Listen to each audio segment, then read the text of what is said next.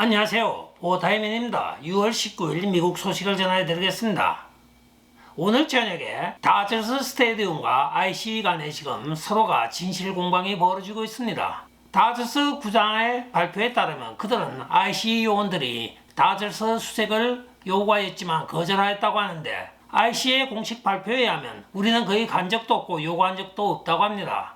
과연 누가 진짜로 거짓말하는 것인지 좀 더 두고 봐야 되겠습니다. 이 좌파 편향의 블루 CD에서 무조건 연방정부의 어게인스트만 하게 되면 인기를 얻는다는 맹점을 이용한 가스라이팅을 하는 것이 아닌가 하는 합리적인 의심도 들기도 하는 사건이기도 합니다. 그러나 진실공방은 결국은 밝혀지게 마련이겠죠.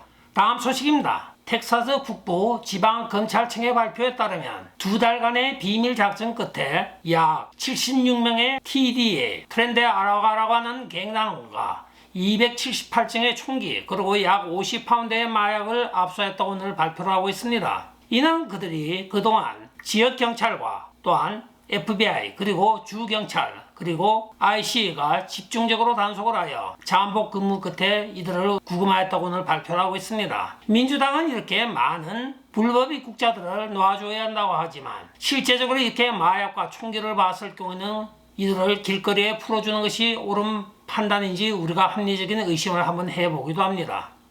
다음 소식입니다.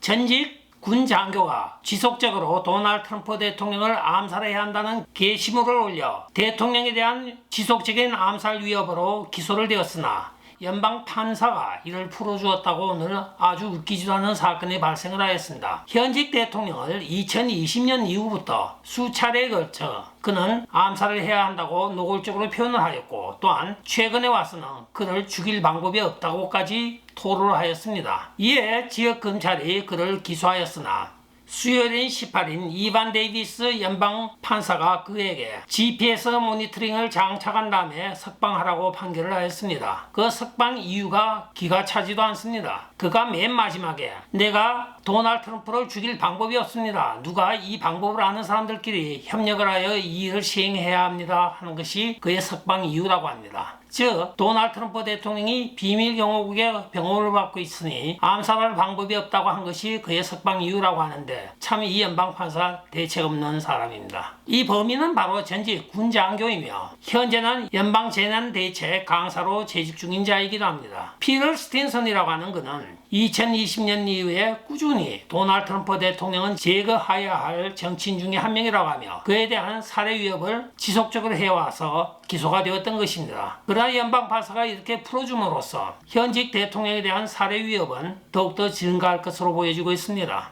다음 소식입니다. 플로리다 연방하원 의원인 아나 폴리나 루나가 법사위원회와 함께 그간의 중국의 이익을 대변하며 외국인 등록법을 위반하였고 또한 연방법을 위반하고 있는 네빌 싱엄에 대하여 재무제표와 기록에 대한 증언을 요구하고 나섰습니다. 동시에 그녀는 또한 조지 소로스에 대한 의회 소환장을 발부해야 한다고 강경한 발언을 하고 있는데 여기에 동조하고 있는 하원이 2명이 있습니다. 바로 한 명은 텍사스 공화당 하원 의원인 웨슬리 헌트 그리고 공화당 미시간 하원 의원인 리사 맥클레인이 지지를 하고 있는 것으로 밝혀지고 있습니다. 루나가 밝힌 바에 따르면 약 30년 동안 조지 소로스는 미국의 가치관을 훼손하기 위하여 총력을 기울이고 있는 반미주의자이기도 합니다. 그런데 그간에 한 번도 의회에서 그를 소환하지 않은 것이 이해가 가지 않는다고 하며 즉시 소환해야 한다고 법사위원장에게 오늘 이야기를 하고 있습니다. 일리가 있는 말인데 과연 소로스에게 어떤 코가 걸려서 이렇게 소로스에 대해서는 전부 피해가는지 모르겠다고 하는 것입니다. 그녀의 말은. 일리가 있는 말입니다. 네빌 싱엄은 공산당을 지지하는 자고 조지 소로스는 미국의 가치관, 미국의 기초를 허물어뜨리는 자로서 그들 둘이 필히 의회에 소환되어 재무제표와 그간의 한 행위에 대하여 책임을 물어야 할 것으로 보여지고 있습니다. 다음 소식입니다.